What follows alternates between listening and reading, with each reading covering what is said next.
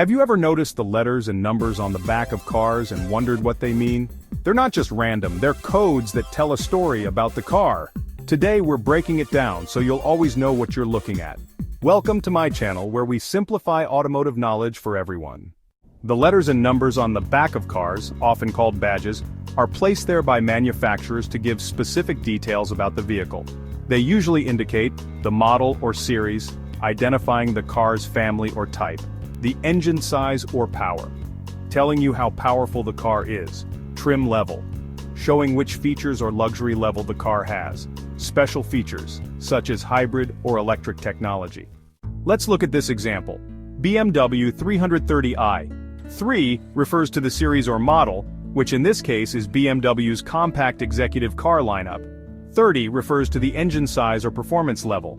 In modern BMWs, this is more about performance tiers than exact displacement.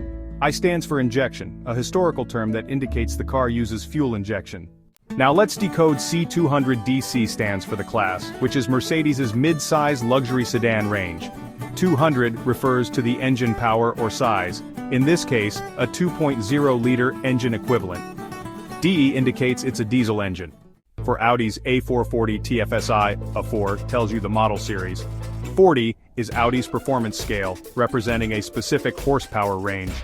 TFSI stands for turbocharged fuel stratified injection, describing the engine's technology.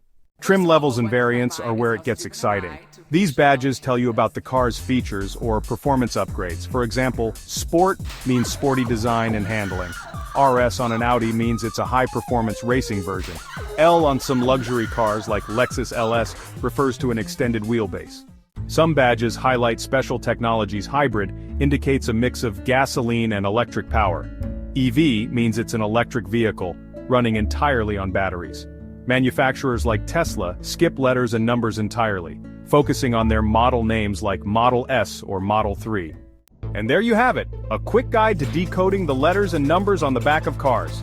Next time you see one, you'll know exactly what it's telling you. Don't forget to like, subscribe, and hit the bell icon for more automotive tips and tricks. Thanks for watching, and drive safe.